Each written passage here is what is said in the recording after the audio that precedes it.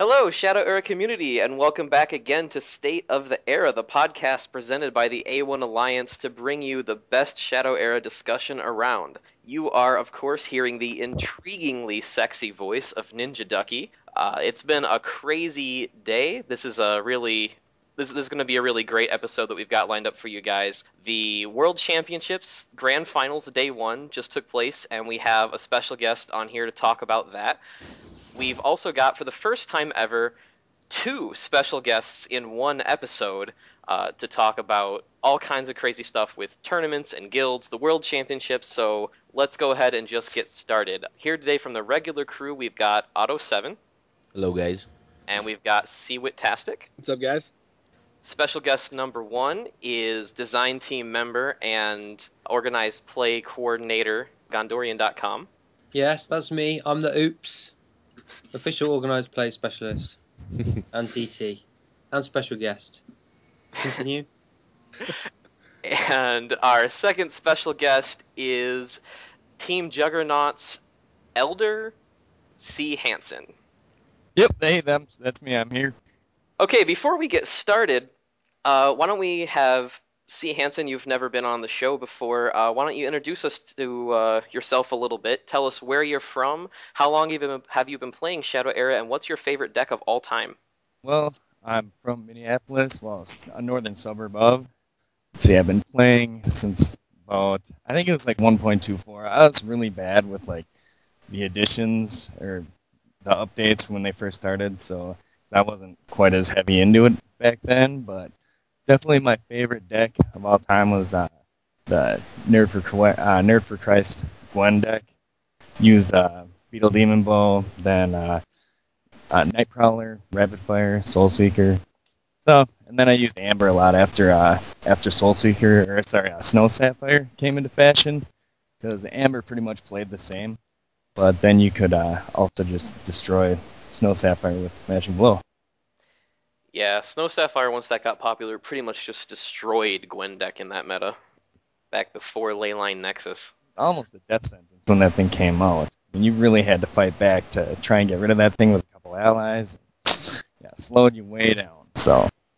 Indeed. All right, well, let's go ahead and jump into the topics for today. Right now, I'm pretty sure the thing everyone wants to hear about is the World Championships. So we wrapped up the Swiss rounds, we got the wild card tournaments finished, and the top 32 players just got done squaring off today in a big single elimination bracket, and we've narrowed it down to just the top 4 players. Those top 4 players are Jackie from the Acolytes of A1, Eclipse from the A1 Alliance, Busty from the A1 Alliance, and Flychung from the A1 Alliance.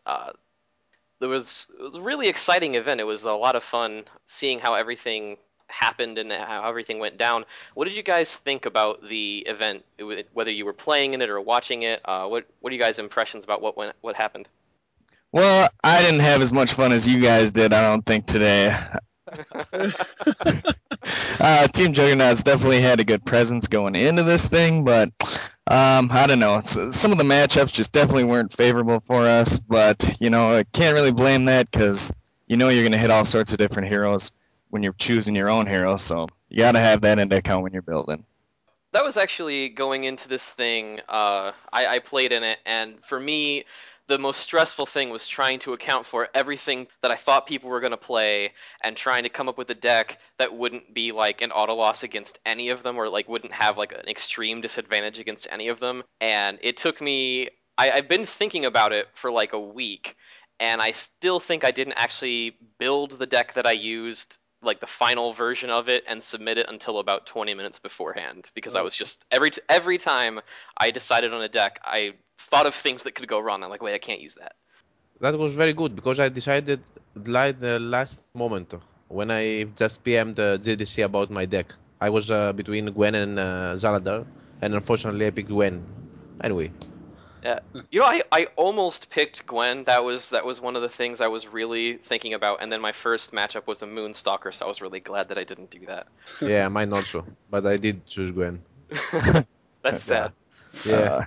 I had that whole problem. I had that problem like the whole World Championship. I would be going into there with a plan. You know, I'm going to play this deck first, play that deck second, and then like right at the last second, I'd be like, well, what if he plays a Lance? I'm going to change, and then I'd fail.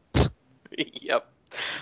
Speaking of Lance, I have a theory about that, how it played out, like the whole how 3 Warriors made the top 4. I think Warrior was actually like a really good choice because while Lance is strong, it has a lot of bad matchups in the meta, especially like with the Mage and Zaldar running around. So I think that Warrior took a huge, it was a really good play for anyone who chose Warrior because there wasn't going to be that many Lance. Yeah, that's true. And in fact, if you wanted to play Lance, I think it was doable, but you definitely needed someone to train you because you would need some shrines, definitely against Majaya. But the point is that most of the good players were in the top 30, and some also very good players that weren't in the top 30 were, time zones and like that. It was pretty difficult for someone to make a Lance deck work with shrines, ignoring just all the the stab thieves you may have. Yeah. Yeah, I think the biggest obstacle for Lance and why I think we didn't really see a big Lance presence in the top 30 is because Zaladar is so popular right now, Yep. and most Lance builds that are very strong rely on having these big, expensive fatties that you spam onto the board, and you use your hasting ability to get tempo that way. But Zaldar just comes in and mind controls them all day long, and it's just a terrible matchup for Lance. So I think because everyone was afraid they were going to see a lot of Zaladars in the final, they didn't want to bring a Lance deck because of the unfavorable matchup there. Exactly. And, Mage is never an easy matchup for Lance, and you knew there was going to be a lot of Mage. Absolutely, and there were a lot of Zels, it seemed like. Yeah, I thought there was a decent amount. There's actually a pretty good representation of a lot of different heroes. I was pretty impressed by how diverse the field was. We had Zana in there, we had some warriors, Zaladars, some mages, Moonstalkers. I was looking at, I think there's 6 different heroes in the final 8. That's pretty cool. I think that is one way to look at it, because we had a very good representation from Boris and Zana. But the truth is that there were all Moonstalkers and Zaladars and Majayas around. I don't know how many of the players had only those 3 heroes.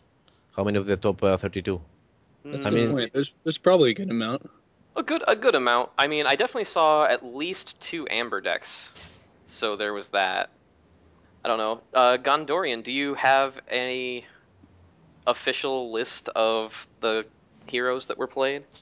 I've got some of them, but not all of them. I'm sorry. That's fine. Well, I'd have to go through them all, but generally, a lot of Zaladar, a lot of Majaya. I think that was the most popular. I'm not sure how many warriors there were, but there's 3 in the final 4, so they must have been good warriors. A few Moonstalker. Yeah, probably the most surprising was Zana, and she's in the final 4, so excellent. Yeah. Well done, iClips. iClips, I have to hand it to him. I did not expect anyone to be playing any priests in the top 32. I expected the meta to be too fast with all the mages and portal decks and stuff that people could be playing. I didn't really expect people to even try to play priest, but iClips not only tried it, but he made it to the final 4. So I guess I underestimated them. Yeah, it'd be crazy if Zana won the world championship. It would be pretty awesome. So, out of all of the matchups that you may have played in or been watching, what was everybody's most interesting or most exciting match that you saw today? Okay, I have to say before we get into all that. Okay, so everyone was saying how MS is against Warrior.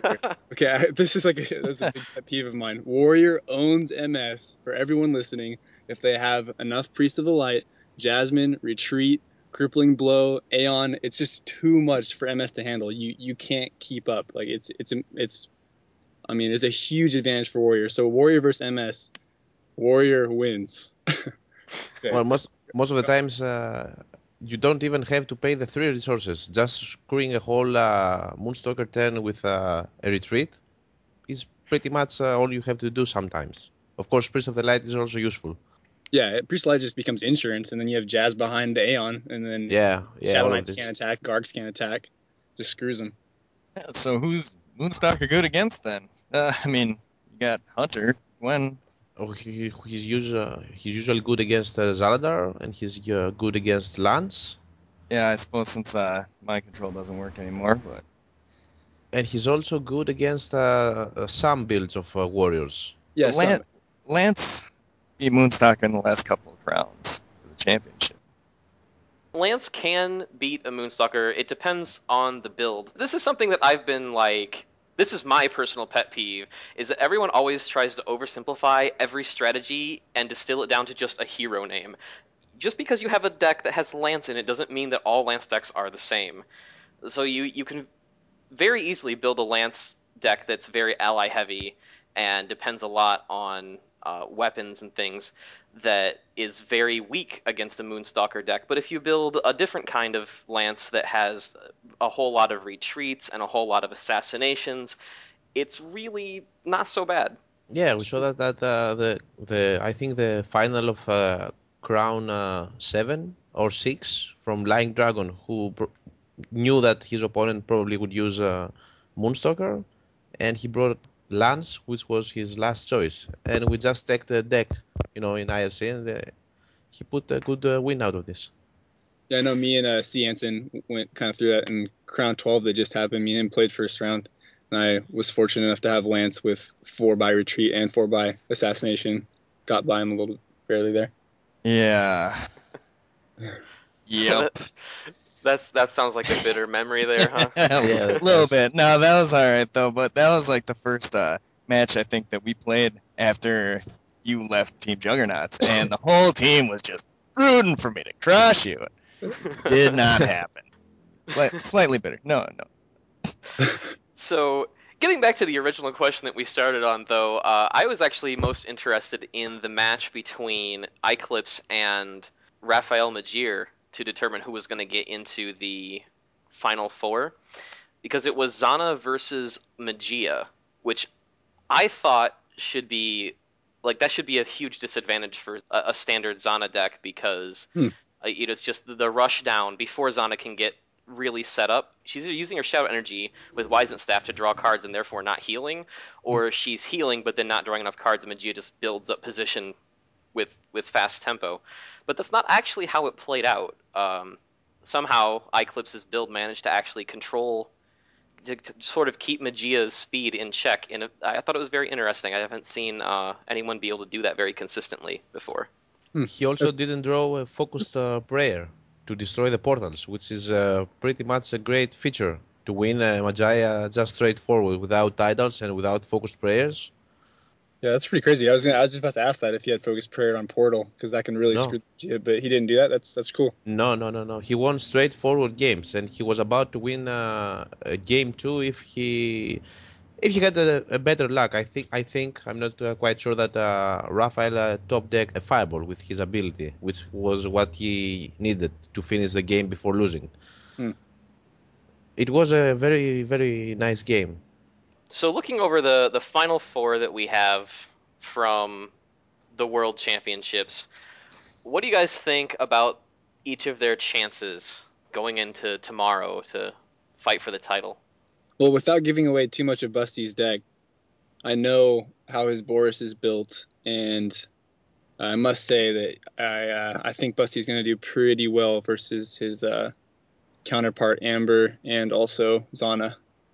Well, the truth is that in a warrior matchup, the point is who draws Blood Frenzy earlier, most of the times. Because if your warrior doesn't draw some draw cards for the first turns, and the opponent does draw his draw cards, then it is a difficult situation. But I will take your word for knowing some of Busty's cards. It'll be good. It'll be definitely. I think Blood Frenzy will definitely play a huge part in that. Obviously, I mean, it usually does. Yeah, it has to. It's warrior.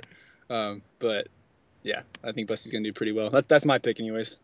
I like Fly Chung. I just think he's a consistently solid player. He's always making it to the end of tournaments. He's won some big events already. He knows how to handle the pressure.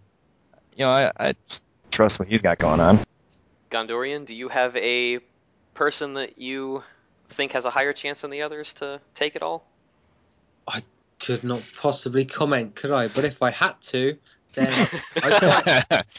I quite like the look of Eclipse with Xana because, as we all know, the priests are good at control, and he seems to have a toolbox there that he can use against pretty much anything that's thrown at him. So, and he's our star PFGer as well, so it'd be good if he got some reward, I guess, being so great.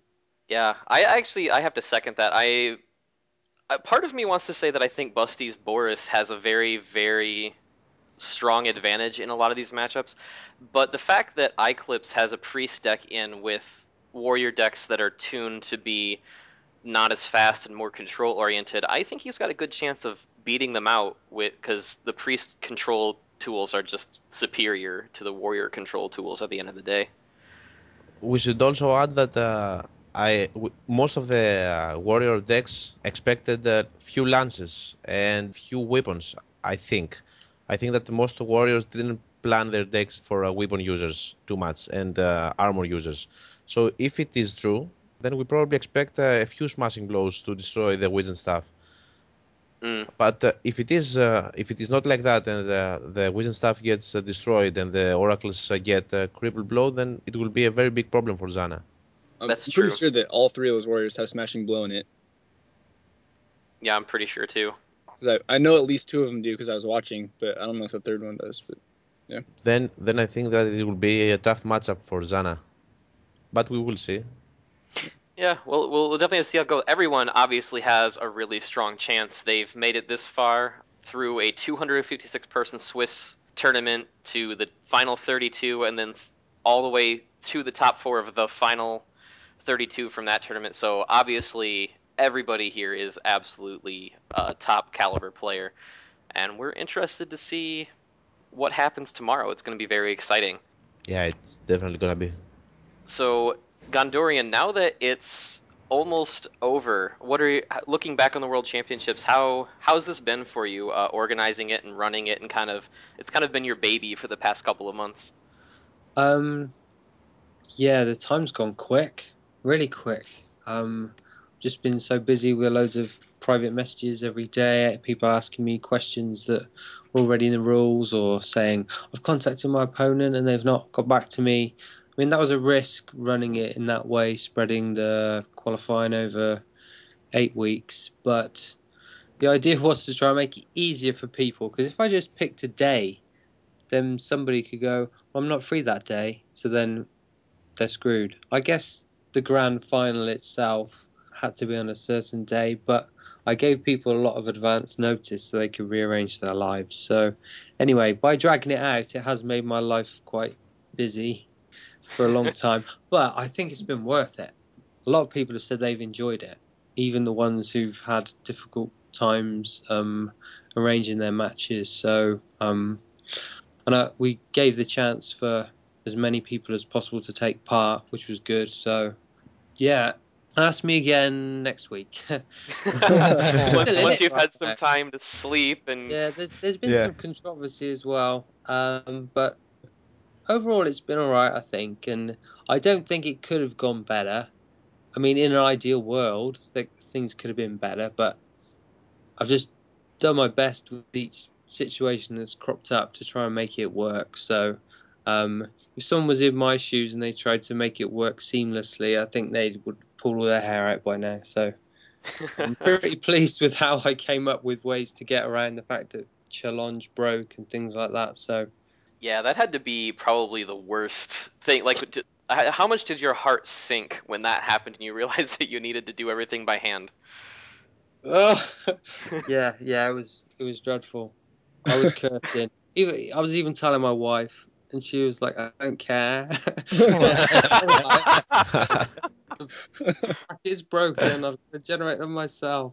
Just when I thought things were getting easier, as people drop out and so on, and yeah, it's been a hell of a ride, and I'm not sure if I'm doing it next year.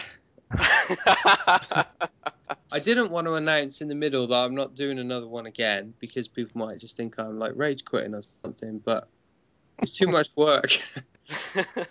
It is a lot of work, and I know that the community appreciates the amount of craziness you've had to put up with to make it happen. Well, hopefully a worthy champion will win, and then it's been worth it. Because that's all I really wanted. The champion would be, would fight through everybody and actually be worthy of winning. The last thing you want is just kind of a random situation where somebody's world champ and maybe they're not really the best. They've had to fight through a lot to get there. So one thing we can definitely say is that I don't think any of the round 1 auto wins really had anything to do with the top 30 players. So yeah, I completely agree. I think about 6 people in the top 30 had round 1 auto wins. But if you look at the quality of the people in that list, I don't think there was anybody there really who didn't deserve to be there. There was some that were a bit lower than 30, but that's just because there's a lot of high quality players. Nobody fluked their way in through auto wins. So yeah. Well, if I may be allowed to play the devil's advocate, if all the top 32 were on spot, then one of the final 4 winners wouldn't be there, Fleischung. But yes, I agree that when you have too many rounds, the final outcome is the most close to the absolute fair that you can get. Yeah, I agree. I think that 8th round was a good idea. I think that helped balance out a lot of the variance from those early auto wins that happened. And realistically, considering the number of early auto wins that people had, if only 6 people in the top 30 even had one, I think that says a lot.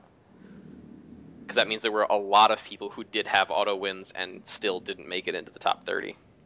Yes, and you cannot have the absolutely 100% fair tournament ever. But what we did have was pretty close to being very, very fair. That's my opinion. I absolutely agree with that, because if you look at any sporting event, when it comes down to the final tournaments, there's always, some kind of luck, and, the one who's seeded to go all the way doesn't always make it, so. Yep.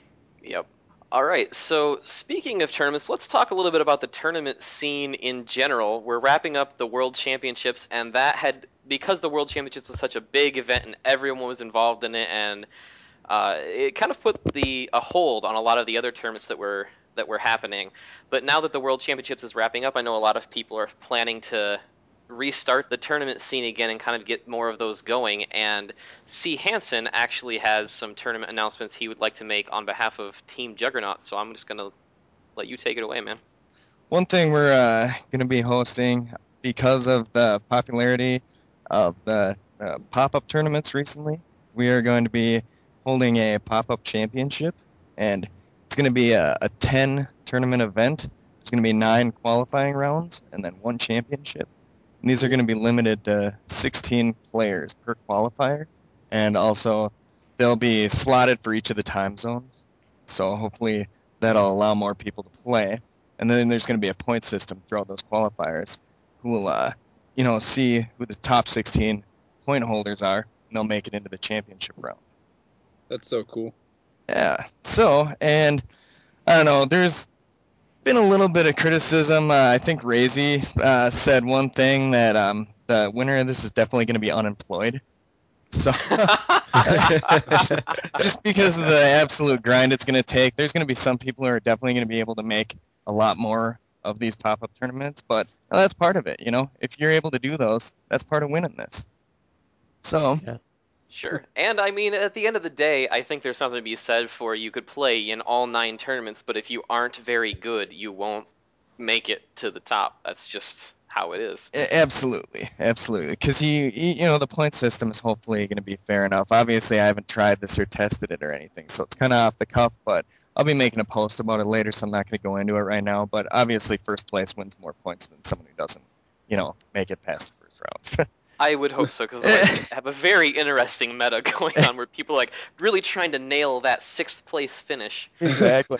But one of the things I'd like to mention about this is there's definitely going to be some physical cards for one of the prizes.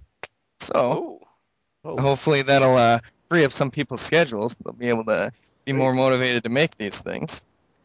I think I just heard the sound of a dozen Shadow Era players calling off work for weeks at a time. And I'm trying to make it so it's going to be Saturday night in the Pacific time, Europe time, and in American time. So I think those are the 3 major time zones. Yeah. Yeah. And then the final is going to be kind of like the time where it was today. So, pretty much it's either going to be late for some people, early for some people, and whatever, But it'll be posted well ahead of time, so you'll know if you can play in it or not. So another thing that people have always been asking us to do, but because the World Championships came along just after we started State of the Era, we haven't really been able to. People have been asking for regular announcements of tournament winners and what's been going on in the tournament scene. But since a lot of the tournaments kind of dried up after the World Championship started, we haven't had a lot to announce. But this week we do. Cypher X83 sent in the results of the Grand Prix tournament that was going on, and Sisyphos took first place in that, so congratulations, Sisyphos. Nice. And I believe there was a Crown tournament that wrapped up a couple weeks ago. Yeah, there was, and I think our winner is online with us right now. Woo! Round 12 taken by CwhitTastic, so congratulations and good job, Cwhit. Thanks. I'm pumped about that one. That was a good one for me. He did have fate on his side, Yeah, thanks to Otto. A lot of kryptonite cookies slid his way, apparently. Yeah. True. Now, with regards to tournaments, since the World Championships has been getting going and Shadow Era was at Origins, the community has really been growing a lot. There's been a lot of people coming on, finding out what's going on in our community and getting involved in the tournament scene and getting on IRC, things like that. So let's just go over what should players expect out of tournaments? Like, what sort of things do players often not do that they should when they're signing up for tournaments, when they're playing in tournaments? What do you guys think about that? First of all, make sure that you can play. Yeah, that seems really obvious, but a lot of people violate that rule frequently. Yeah. Read the rules. Read the thread. Yes. For God's sake, people just see it and they see a time and say, "I want to be in it," and then they either don't turn up on time or they turn up and they don't know how it works. They say, "This is my first tournament." Well, there's still a thread. They still find out about it somehow. So, why turn up and then say, "I don't know what I'm doing"? Be prepared. Take it seriously, because whoever's running it is taking time out of their life to run it for you when they could be playing. So, yeah, the advice is take it seriously and turn up early. Yeah, and keep the tournament organizers in the loop too. If you're not going to be able to play or if you need to drop out, don't make the thing drag out either. Yep. I would say caution to all players, because I just was guilty of this recently. Be careful not to do too much stuff, because I'm a pretty active player. I'm in the IRC a lot and all that good stuff, but I had 5 different tourneys, A1 Siege, internal stuff going on for A1, and it's just got to be too much. So just be careful not to overextend yourself, even if you are an extremely active player. Advice from someone who just went through it. Yeah, definitely. Another thing that people need to do is check the tourney thread daily and check your message box daily. That's a good one. Yeah. Because it's definitely annoying whenever changes are happening to the tournament and you just can't track players down and it starts holding everybody up. That's definitely good advice. I also personally think that if you're playing in a tournament, you need to be familiar with the IRC chat room in some fashion. Yeah. It was very obnoxious to me whenever we were trying to play a lot of World Championships trying to play a lot of World Championship matches. And there would be people that would PM me on the forums or on Challenge or something, and they'd say, "Well, I don't use IRC, but you should just show up at this time, and if you search my name, it should be there." That's all very, very difficult to make it work. Yeah, definitely. I agree with that. When you find out who your opponent is, you should also open the lines of communication as early as possible. Because you never know, people's time zones are all different. I think my favorite anecdote with people not getting the whole difficulty of communication thing was someone from, I think it was from the Acolytes of A1. I can't remember who it was now. Yeah, I think that I know what you are going to say. So someone can correct me in the discussion thread if you know who this was. But somebody in AA1 had an opponent who PM'd them on Challenge for a World Championship match and said, "I can play tomorrow at 6:00 p.m. my time." He didn't even say what his time zone was. He's just 6 p.m. my time. If you don't show up, I'll remake the game in 2 hours. Yeah, the exact thing is what Ducky said. Plus that he said that every 15 minutes I will just remake for 2 hours and then I will just drop. And then What? the member replied, but I cannot do it in this time, friend. And then the response was just a copy paste. Okay, then I will do it in this same time, and then I will just repeat every 15 minutes and just find a Yes. way to join. So Wow. yeah, so don't be that guy if you're signing up for tournaments. That's not fun. Oh, put Yeah. times in GMT too. Know the times, and know if you're talking about AM or PM or just strict like stake to military 24-hour time or something. Like, be precise Yes. with the times because people get that mixed up all the time. They'll say 6, but then it's either AM or PM or whatever. Just be specific. Absolutely. So since we have 2 tournament organizers that have organized lots of tournaments, there's a couple of things I want to ask you guys for fun. What do you guys think is the best part of running a tournament, and what do you guys think is the worst part of running a tournament? Oh, I would say the best part about running a tournament is definitely getting noticed in public. I mean, I can't tell you how many times fans stop me on the street. They're like, "Sign my boobs," and I'm like, "Dude, shave your chest." I think it's knowing you're doing something for the community. You know, you're bringing people together, people who normally don't play each other, forcing interactions that might not have happened otherwise. Plus, as an organizer, I've made friends with people that I may have never, had a reason to connect with anyway. What about you, Gondorian? What's the best and worst parts of running a tournament? The best part is knowing that I'm adding to the community and the star players from the forum are having a chance to shine, and just trying to run it as fairly as possible and thinking that I'm not sure whether others could run it as fairly as I try to run it. They can try, but I really do my best to try and make it as fair as possible. I think of things that others probably don't think of that might make it unfair. So I'm really thinking outside the box to try and make it as fair as possible.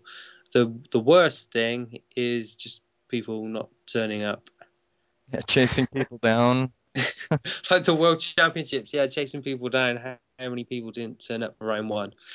Exactly, that's the worst bit. And they do kind of suck the joy out of the whole thing. Yeah, and then you have to make, you have to make those tough decisions, and you're trying to do it for the greater good of the tournament, but you don't always have the same perspective as everyone either, too. So yeah, but overall, I think it's got me where I am now, really, running the tournaments. I was doing a few other things for the community, but it's the tournament stuff that got me noticed. So, yeah, I'm pleased. I mean, I should have jacked it in by now, really, though, because I should be focusing on design team. But Do you also get the people asking for you to sign their chest the way that CHanson does? Yeah, for different reasons, though. Nothing to do with Shadow Era. Real why. Oh ho! Yep. The secret life of GondorianDotCom. Say no more. is that on a different website? Yeah. It's a password protected area. Yep. For registered users only. All right, so for the hacker elites in the Shadow Era community, your task for until the next episode is to find GondorianDotCom's secret part of his website that has his secret life and hack into it and expose it for us. Sweet. That would be great. And we pay if needed. Good luck. One other thing I wanted to talk about, since this is kind of a unique episode, since we have a member from another guild on here, which I don't know if that's ever happened before in State of the Era. But let's talk a little bit about Shadow Era's guild scene, because we talked about this in one of our earlier episodes when we had Witsky on as a special guest. Even since then, the guild scene has grown quite a lot, and a lot of things have changed about it. How do you guys feel the guild scene's been shaping up in the past couple of months? It's been going good. I think there's, acolytes are kind of growing into their own now. That's awesome. Kind of waiting around for the Grim Guardians to kind of emerge. It seems like they're doing some stuff behind the scenes, like with the internal tournament, waiting for them to come out. And it looks like, Blue Phoenix is, whoa, what's going on there? What the heck was that? That's a motorcycle driving through someone's house. Apparently.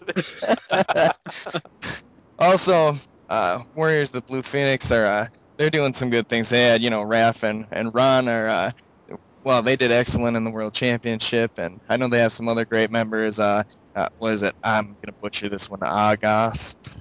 He was doing really well in the World Championship as well. So I think they're gonna start making some big strides as well. Yeah, it's been fun for me to personally see AA1 getting so strong. That was really cool to see. I definitely agree with what CHanson said there. Yeah, I'm liking the guild scene. I'm hoping that as the game grows and as the physical card game kind of picks up, that there'll be more guilds. I could definitely see people who meet at the card shops or whatever, like saying, "Hey, we should make a guild. There's 10 of us here. Let's make one. Start one." Hopefully, some new ones pop up. That'd be really, really cool if there was 10, 12 competitive guilds eventually. Yeah, absolutely. Moving it into physical cards would be a real expansion. I mean, you get your buddies involved, and who knows, I might have another, local Team Juggernauts joining the team. There you go. Yeah, actually, it's funny you should say that, CWhit, about the guild scene growing to maybe be like 10 or 12 active guilds, because I went through before this episode and counted them, and right now we actually have like 10 active guilds. Oh, really? In the forum. Yeah. If you go through. What are the 10 guilds? If you count ASF and AA1 as distinct guilds, which I think they are, they've both grown fantastically. I mean, AA1 has a person in the Final Four of the World Championships. They are... Well, let me pull up the list here. Yeah, I'm curious. Because it's way more than you would think. Because, I mean, you always think of Team Juggernauts and A1 and ETC. Those are the ones that pop into people's heads right away. But there's actually quite a few. Huh. I guess KA's now on too, huh? So KA. Yeah. E2E. Oh, yeah. E2E. Okay. In alphabetical order, the list of guilds is A1, E2E, Enlisted to Endure, that's a Christian guild, Team Juggernauts, ETC, I5. That's disbanded I forget how to now. say his name. Kentucky. Is it disbanded? Kentucky has said it's finished. Oh. Did It's not know over. that. Down to 9. That's what he said in his thread, anyway. Sorry. We've got, well, that's good to know. We got ASF, the Acolytes of A1, the Warriors of the Blue Phoenix, the Guardians, and KA, which I forget what KA stands for, and I feel bad about that, but I don't see it on the list. There was an explanation initially, but I think it's not the one that stands now. I read it somewhere. I think it was initially for Kill All, but I think it's changed. I heard it was something different. I read it today somewhere, but I don't remember. Well, either way, that was a great alphabetical list you did. Oh, I remember when I read it. TJ, then ETC, yeah. Nice. Well, that's you know what? That's what it was supposed to be in alphabetical order. I don't know. Kylan Assassin is apparently what KA stands for now. Yeah. You saw that then. All right. Well, I eat my words about the needing G12. So I'll change it to needing 30 to 40. Then there you go. Okay, there we go. There we go.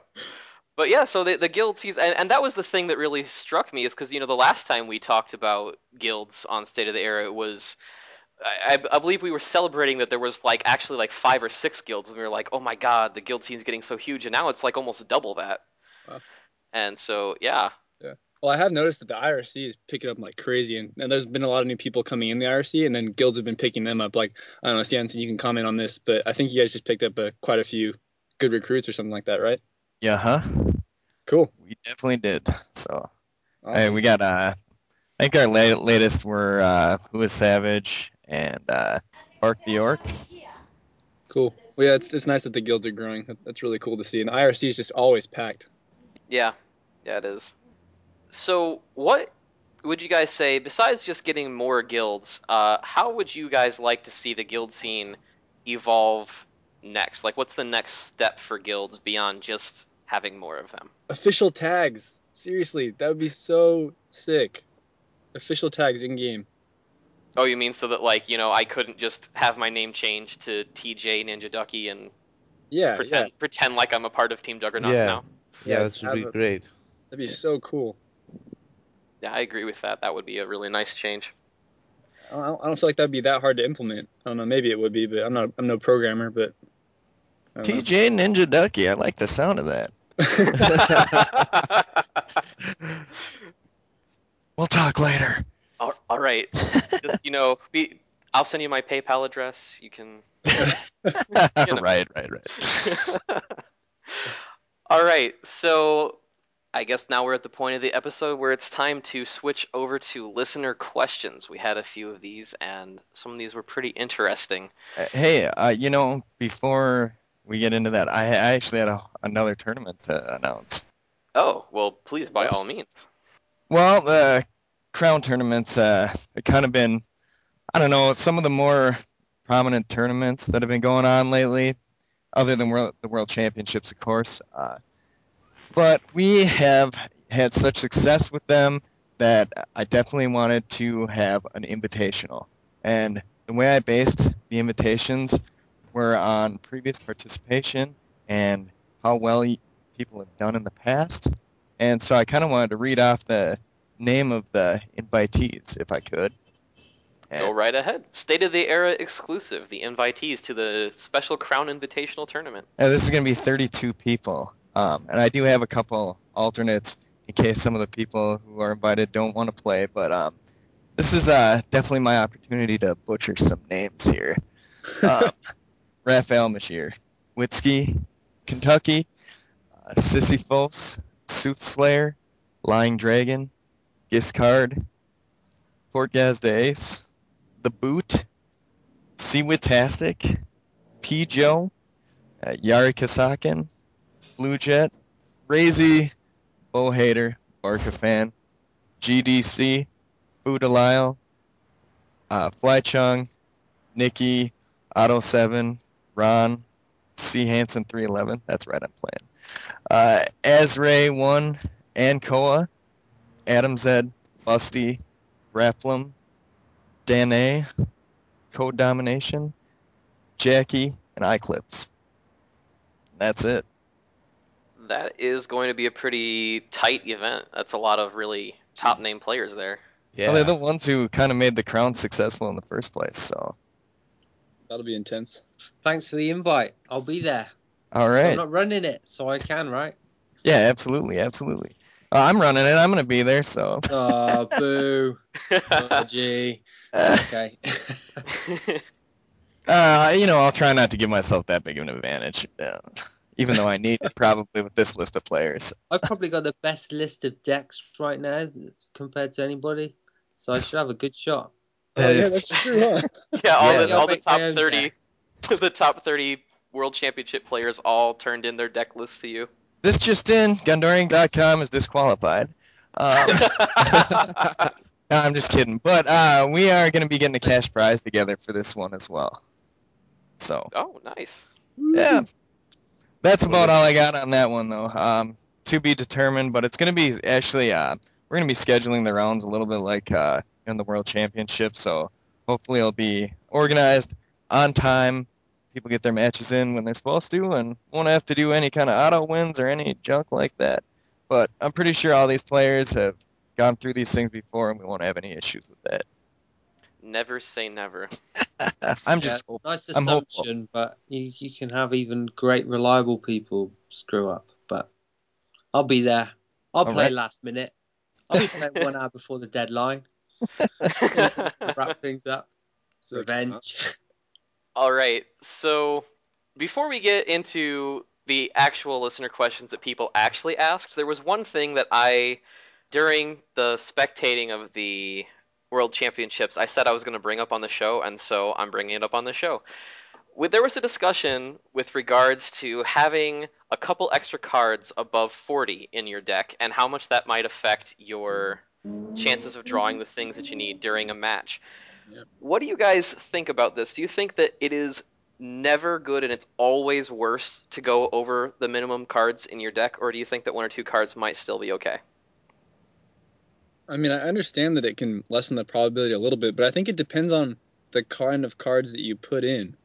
Like, if you are a rush deck and you add extra 5cc cards, maybe that's a bad thing. If you're adding a 5th 2cc ally, I don't see how that's a bad thing, personally. I mean, you might get a different 2cc ally, but there's obviously allies that are better than others for their certain situations, and you might not get that one ally, but at least you have an ally drop for that turn. I know that's very situational, but I can't see it always being a terrible thing. I mean, maybe 50 cards or 45 cards might be a little bit too much, but 41, 42, I just don't see it being that big of an issue. I would agree with CwhitTastic. In fact, most of my decks are around 42 cards, to tell the truth. I don't know why. I just tend to like the number eventually. Point is that I think that the really key cards were mostly on the 30 card environment. I mean, in the 40 card environment, it's not very easy to draw your cards if there are specific needed ones in the starting hand. And above that, there are not so many key cards now. I mean, even warriors have used Santas now, except for Blood Frenzy, and there are tainted oracles for priests, so they don't only use the Wisdom Staff. And even elementals don't really have a need of Shadow Font or Mind Control every time at turns 4 or 5. I just mentioned some of the really key cards. Mhm. So yes, I usually don't stick to 40 if I feel that I need one more side card, not an ally usually. No, Yeah. you know, some of the times I'll just make a 40 card deck and just pop one Sever Ties on the top. Yeah. Yeah. Yeah, to me the question of it is always how much am I gaining versus how much am I giving up. And the simple truth is that when you take the hero out of your deck when you're calculating probabilities because you don't have to draw it, it's not there. So the deck minimum is 40 cards, but that includes the hero. So when you're actually playing the game, you have a 39 card deck. Mhm. When you go up from 39 to 40 cards, the chances of you drawing any particular card in your deck by any particular turn changes by less than 1%. So if you, say, put 6 cards that we're going to draw cards for you, and you need to make sure that you have them by turn 4 as often as possible, you're going to draw them just under 80% of the time by turn 4. I forget the exact odds, but let's say it's 76%. So when you go up that one extra card, your odds are like 75.2 to get it. But if that card that you added adds significant utility that would not otherwise be there, Mhm. or it improves your odds of drawing something else that you need by more than, the small amount that you're offsetting your total draw, then to me that's obviously worth it. Yeah. I don't see how anyone could really argue against that. Plus, okay, the proof is in the pudding, right? Look at the 4 finalists. Is it 3 out of 4 that have over 40 cards in their deck? Something like that? Yeah, one has 42, 2 have 41, and one only has 40. See, look Who at has that. 40? I think it's There you go. Jackie. Yeah, And I'm I know pretty Jackie sure. puts more than 40 cards in some decks, so it's not like Jackie only sticks to just straight 40 card decks. So Right. The trick is, I think, that when you're building a fast deck, the more aggro-centric your deck is, the more important it is going to be to keep the card count lower, because you need the maximum amount of consistency possible. But whenever you're playing a deck that plans on making the game go until turn 12 or 13 anyway, you're going to be, in the grand scheme of things, you're going to be drawing more than half of your deck. So offsetting your chances of a certain card on turn 3 or 4 by less than 1% or by 2% or whatever it is when you add 2 or 3 cards, it's just not that big of a deal. Well, Yeah, if exactly. you're thinking about probabilities for the right cards to come up, then you're already thinking, okay, probability is going to be a factor in whether I'm going to win or not. Well, who's that calling? Is that that'll be D&D Freak calling to tell us 40 cards. No, if you're thinking about probabilities already, then you've got to think about probabilities of different matchups against different heroes. You're weighing up the meta. You're saying there's going to be a few Moonstalkers there, there'll probably be a few Magi's there, and so on. And so if you're thinking about probabilities, then you've got to think, well, maybe I should put something in my deck that could handle one of those things. So at which point you've then got to make the trade-off between this consistency, which makes your deck absolutely offensively awesome, versus who you're going to be up against. And sometimes you have to put those tech cards in. So that's why I think nowadays, because things are quite balanced and everybody has a bad matchup, you've got to put cards in to be able to handle that bad matchup if it comes up. So I think that's the rationale for it. If there's more of a chance of facing a dodgy matchup than there is of this 1% of, diluting your deck, then you've got to err towards extra cards. Definitely. I think that's what others have done. Especially with how many heroes are being played nowadays. Yeah. The field is quite diverse. Even as we've seen, even with when you get the top 30 players or the top 32 players in the world after this huge tournament, and everyone sits down and thinks, what is the best possible thing that I can bring that will have the least weaknesses, considering all of the players that they see, and all of these top 32 players have played against each other, seen matches with each other in some extent throughout the past couple of months. And even with everybody concentrating on finding the perfect deck that much, we still had such a huge array of different types of decks and heroes represented, and so that extra utility is just worth it. Couldn't agree more. In fact, about point of having 40 or 41 or 42 cards in a deck and the actual numbers of probability, I think there's a very good article from AtomZ in the forum, which explains pretty much the whole stuff. And apart from that, whenever you think that only 40 cards are good in a deck, then just think about a Millstalker deck. Or ZTC Zaladar from Blanket Effect, which also uses more cards. They are both very, very unique but very strong decks, and they use a lot more than 40 usually. Yeah. I try not to think about a Millstalker deck. I'm still hoping that someday Lone Wolf will be banned in all tournaments, but maybe that's just me. Nope. It's not just you. That's good to know. Okay, so moving on to the listener questions that people actually sent in. D&D Freak wants to know, do you plan on actually taking the time to enter all of your codes that you're going to get from your pre-orders and your physical card purchases? Absolutely. Why not? Yeah, why not? Because there will be a lot of them, I think. Okay. Well, I think I'm going to give mine away free to people on my website, probably. I'll have so many. Is that on the member restricted section of the website, or? Yep, that's it. Let me sign your chest, and I will give you a redeemable code. Little do they know that there'll just be one code that I give to everyone. Haha. That being that big. I mean, how long of a code are we talking? Is this like a 47-digit number? Like, I think it's like 12 digits or something like that. it's like an iTunes card. Like, it's not going to be that big of a deal. Right, there's some examples of it, I think, posted on the forums already. So I think they're like around 12 or something like that. I'd say if you need the crystals, then you're going to do it. And if you don't need it, then good for you. You don't have to. Yeah, but the point is that once more sets are out, you're probably going to need those after all. Oh, yeah, for sure. Yeah. I know that. I mean, I have tons of crystals, but I'm still going to redeem all the codes. Like, that'd be stupid just to not use them. I've got 80,000 shadow crystals at the moment in my main account. I bought too many booster boxes. 80,000 shadow crystals. 80,000. How many complete sets of the digital cards could you buy with that, do you think?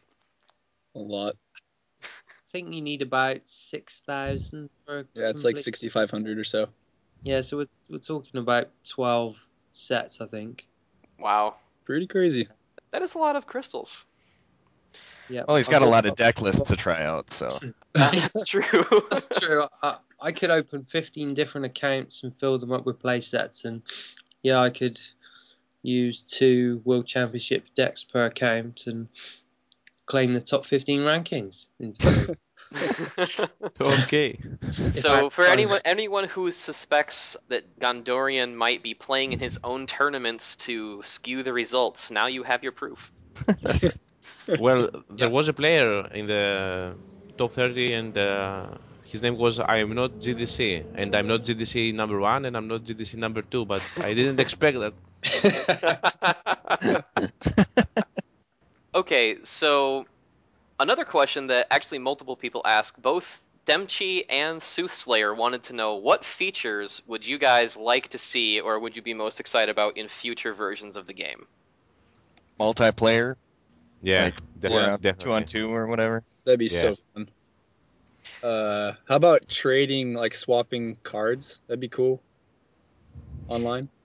That would be pretty sweet, but I think they've said that they're never doing that because of the free-to-play nature of the game. That's true. I guess you could just set up a. Yeah. Okay. You just like you set up a bot to like sign up with 1,000 email addresses and then trade you all the cards in gold and to one account and. Okay. Well. Never mind. I'm gonna set up a bot to play my 15 playset accounts and find the ranking. I'm gonna set up a bot to email an adult every time one of your alt accounts gets online. Yeah, love that. So that way he can check and make sure you're not botting. I think it'd be. I mean, the RFC is awesome and it works really good. But I think if ShadowWare came out with like a specific chat room like that's on their site, I think you get a lot more people in there. Yeah. Yeah, a lobby with a friends list and all that. Yeah. Like a BattleNet type thing or something like that. Yeah, I totally agree. That'd be cool. I also my personal quest, I guess, is that I really want to see sideboards implemented in the game. That's big for me. Because like during regular quick matches. Well, there could be 2 quick match ladders, one best out of 3 in one single game, and for the best out of 3 one, there should be sideboards. Okay, yeah. And you should be able to like have a custom game that's best out of 3 and use sideboards in it. I think that would be amazing. It would work really well for tournaments too. Yeah. That's cool. Yeah, Oh, best of 5/best of 3 feature, definitely. We did have a big discussion about this in A1 forums, and in fact, my opinion is that quite many of the heroes would be totally destroyed with sideboards, but I guess that you would just make sure that more cards would be implemented to make these heroes stronger so that they can back up their choice for the sideboarding. See, I still don't see how the heroes would be destroyed, because any hero that has a weakness that your opponent could exploit by sideboarding, you have a way to counter that change with your own sideboard. There are some heroes that really rely on specific cards, which most of the times are not counterable. I mean, for example, most of the times you don't see a Jeweler's Dream get destroyed, or you probably don't see. Okay, I have to rethink of this, but whatever. Or you don't see Severtise included as many times as they would be eventually if you knew that you would face specific heroes. Sure. Or Shadow Spawns. I mean, who would play Moonstalker if your opponent had a spawn? I mean, just one spawn in his hand. But the point is that you play Moon because usually nobody carries a Shadow Spawn unless for specific tournaments. But couldn't you then, if you know that if you're playing a Moonstalker and you know that people may be carrying like 3 copies of Shadow Spawn in a sideboard, then for game 2, couldn't you just put Shadow Fonts in your deck? So then they may take away all your Shadow energy, but then you can just give it back to yourself? Yeah, of course you could, but the point is that Moon's ability is so weak and he has to cast it before you have the chance to cast anything else. If he's obliged to use his ability every now and then and make sure that he doesn't gather it, then he's pretty much destroyed, if you know what I mean. Because usually Moonstalker is not good if he just uses his ability every now and then. He's good if he gathers his ability and uses it for at least 2 consecutive turns. Yep. So eventually, if you use a Shadow Spawn, you will just pay the same that you use for Shadow Spawn, but then you will be obligated to use your ability once a while, so that you will not lose it, right? Yeah, definitely. Well, because it'd be the difference between, like, say you have Shadow Energy stored up and then it's taken away. You can't play Shadow Font and a Fatty on the next turn unless you have a ridiculous amount of resources. You'd be forced to if they had Shadow Spawn, in that scenario at least. That's true. But then don't you also, I mean, I think, well, this is getting to be a very situational conversation, but I think there could also be something to be said for if the Moonstalker is then using their Shadow Energy more frequently instead of saving up until they have 6 or 7 and they can lock the board down for 8 turns in a row, that might just change the dynamics of Moonstalker strategy, and it might make the current style of Moonstalker deck not very playable, but that doesn't mean that there wouldn't be another strategy that might rise up in its place in a sideboardable environment. But that's getting into a very theoretical realm of discussion. Well, you could certainly test it out, couldn't you? There's no reason why you can't try it out. In fact, there have been some tournaments already with sideboards, so you could find out whether it completely shuts down certain heroes if you wanted. And then if it seems to work, then it could be implemented. But yeah, I'm kind of on the side of if you allow it, then some heroes will be completely shut down. And the topic did come up when we were designing the first expansion. There were some cards that I thought, well, if we have sideboards and that one exists, then this whole class is crippled. So we'll have to see. We'll have to be careful about that.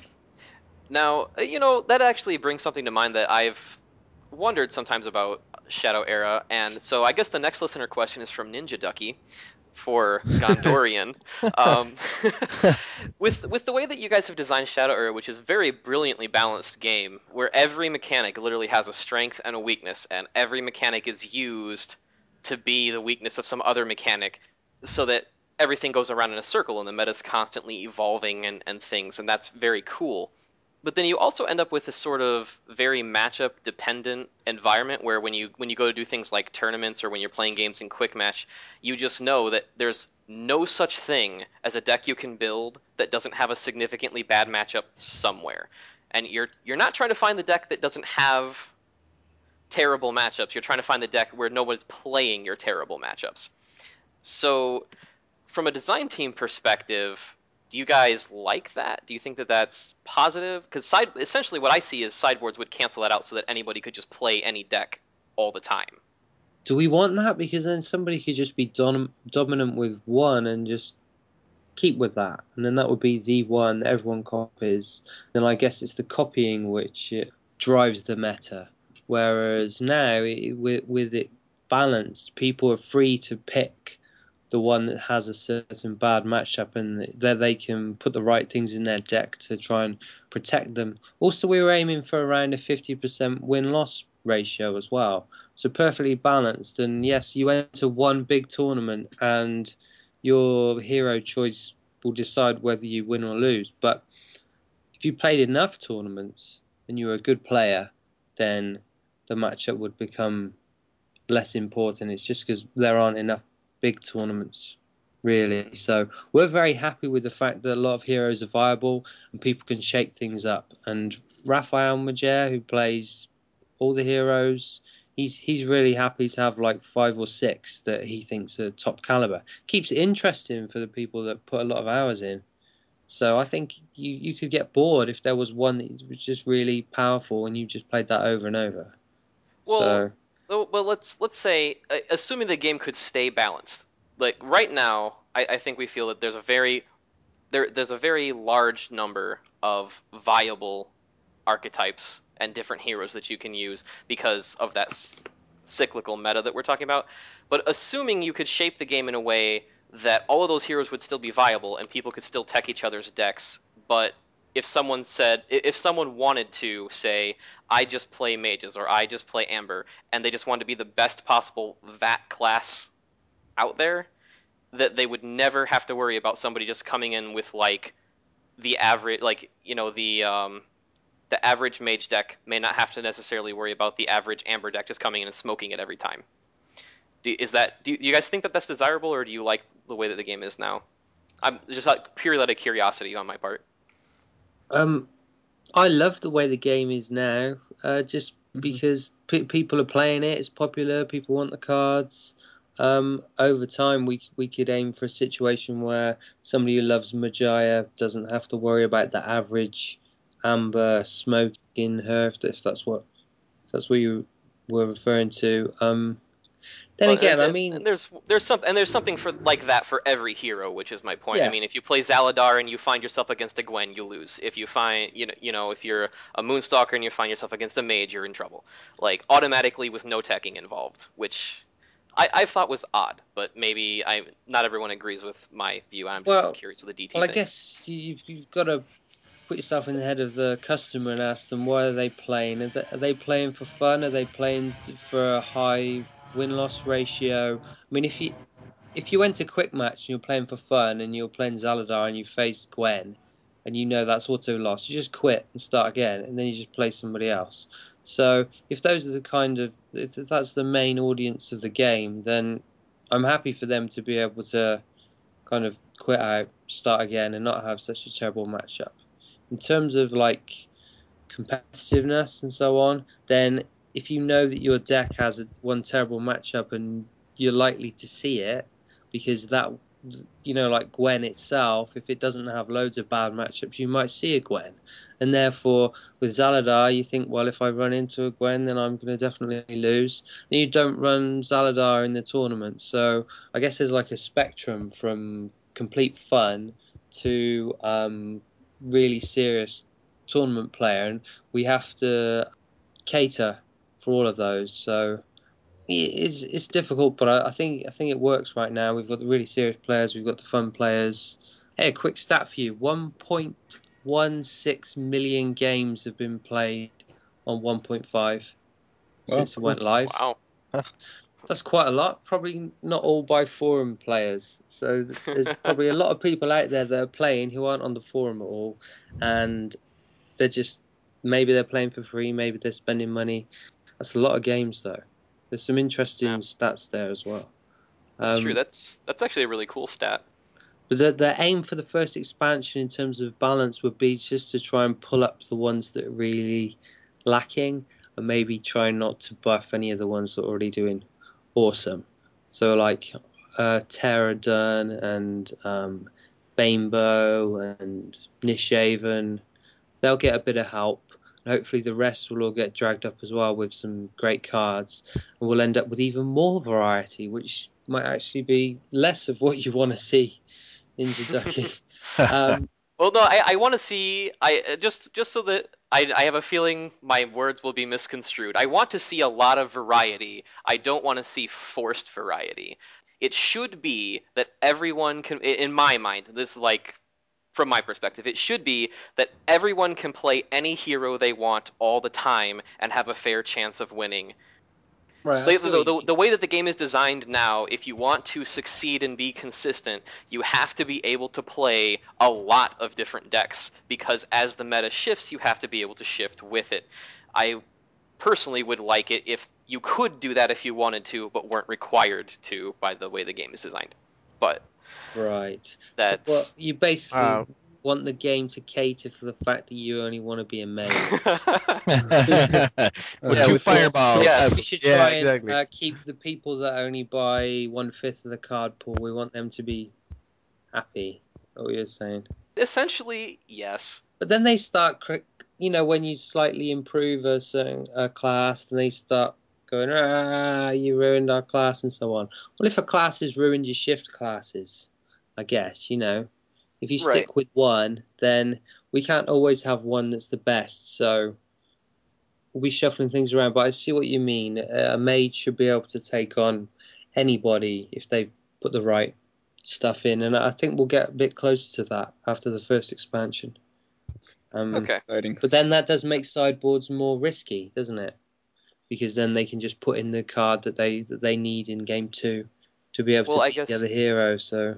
Yeah. Right. Well, I guess to me, I see sideboards as like an avenue to that. Like, for example, right now the game is, there's really no matchup that you can't beat without proper teching. Like, we have our meta discussions on State of the Era come around this all the time, where someone says, oh hey, Zaladar is weak to Gwen, and then someone else will go, well, no, if you just include these 8 cards that no Zaladar player would ever normally play, you can totally win. But the idea, to me, would be that if you have sideboards, what you can do is you can put the cards in your sideboard to tech for that specific matchup that you're weak against, and your opponent can do the same thing. So then you end up with both classes being able to meet each other on equal footing consistently without having to predict beforehand what hero your opponent's going to be playing, what strategy they're going to be using, and correctly guess what tech you should be using, I guess.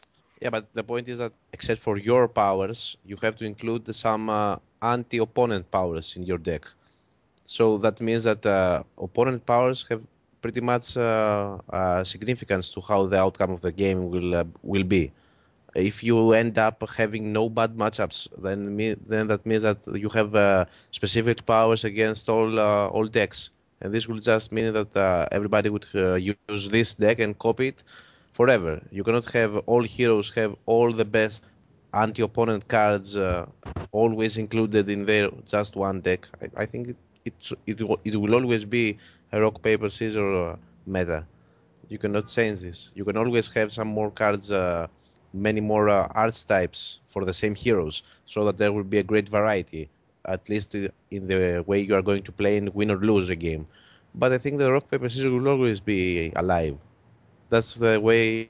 That's how the meta evolves. Anyway, from a different hero era to another hero era, where different heroes are strong, I think. The shifting has been really great, actually, from test server days with everybody saying Gravebone was tier 0, Yeah, exactly. and then Lance and so on. Yeah. It's been really interesting. You've got to you can't come along 2 months later and try the same deck. You'll get seriously beaten down. So it's good that people have to keep thinking about their decks. The thing that I always enjoyed most about games was deck building and trying thinking of how I'm gonna outdo a certain. Sometimes I would spend too long thinking about what happens if this hero comes up, what happens if that hero comes up. But it keeps you interested, I think, and if you're forced to move to a different hero, that keeps you interested as well.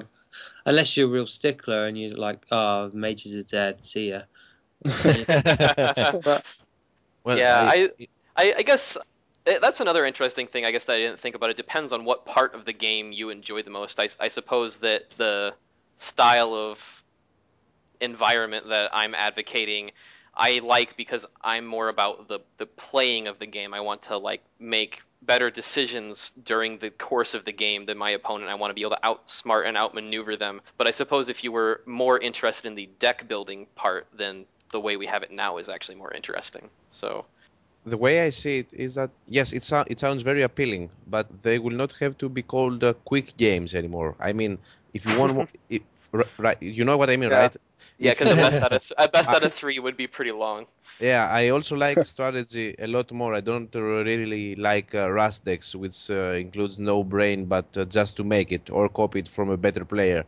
But then, if you just have the deck that can counter everything, it will need a lot of time for you and your opponent.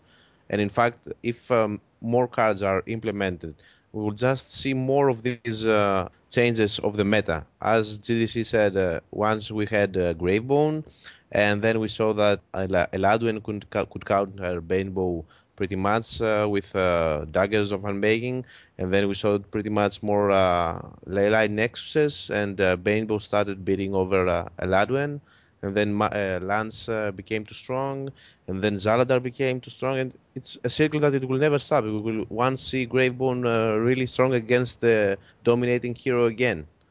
And if more cards are implemented, then we will just see those rock, paper, scissors strategies evolve and be dominant. True. Cool. Well, we are running short on time now, so thanks for listening, guys. It's been a pretty great episode, I think. Thank you to both of our special guests.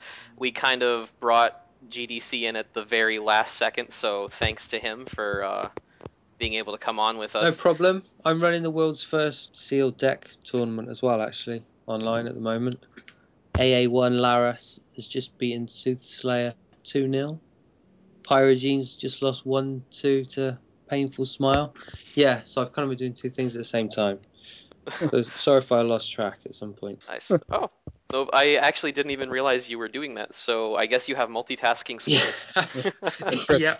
All right, well, as always, guys, we're going to be opening a discussion thread on the ShadowEra.com forums. Go check it out. I don't even know what I think you know what the question for this episode will be. What do you guys think about sideboards? And do you think they would be good? Would you like to see them in the game, or do you think they would ruin everything?